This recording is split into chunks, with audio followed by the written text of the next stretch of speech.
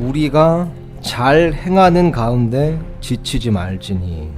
잘 행하는 가운데도 지칠 수가 있다는 겁니다. 잘 행하는 사람들도요 지칠 수가 있다는 겁니다. 이 지치다, 이 오늘 본 말씀에 이 지치다라는 단어가 weary라는 이제 단어가 쓰였더라고요. 근데 이 단어를 이제 성경에서 이제 보면요, 이게 단지 어떤 육체적인 피곤함을 뜻하는 것뿐만 아니라 이것은 마음을 잃어버리는 것을 뜻합니다. 그러니까 낙심하거나 상심하는 것, 이게 바로 weary인 겁니다. 그래서 이 1828년도 이 웹스터 사전을 보니까요, 영영 사전을 보니까 이 weary라는 단어의 정의 중 하나가 이렇게 되어 있더라고요. 인내심이 고갈된 상태, 더 이상 인내심이 하나도 남아있지 않은 상태인 겁니다. 그리고 우리가 이런 상태가 되면요 꼭 취하는 행동이 있습니다.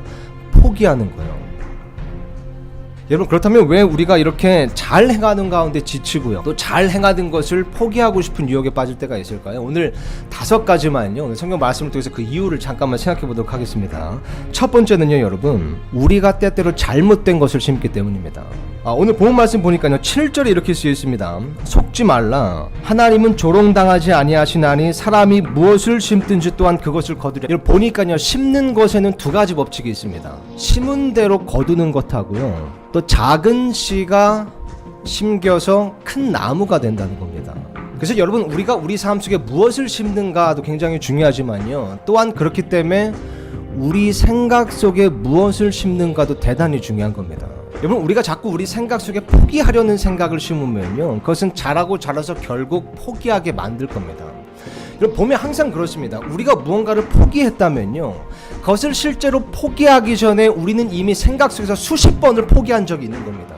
그만두는 것을 계속 생각하면요 반드시 언젠가 그만두게 되어 있습니다.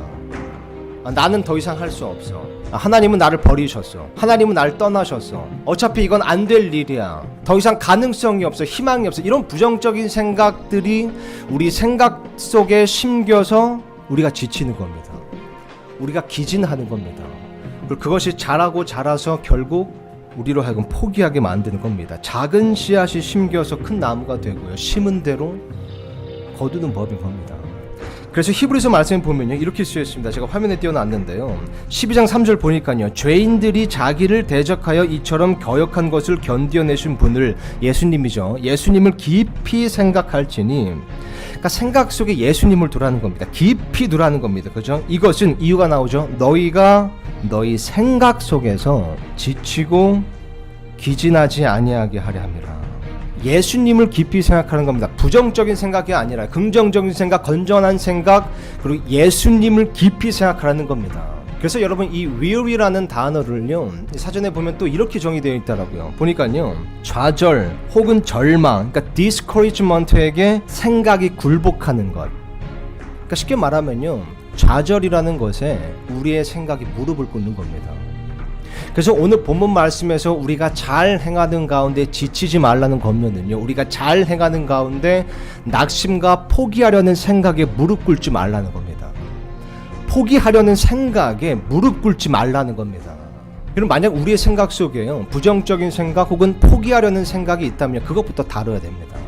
이게 단지 생각뿐이라고 무시해서는 안 됩니다. 그게 자라고 또 자라면요 분명히 포기하게 만드는 겁니다.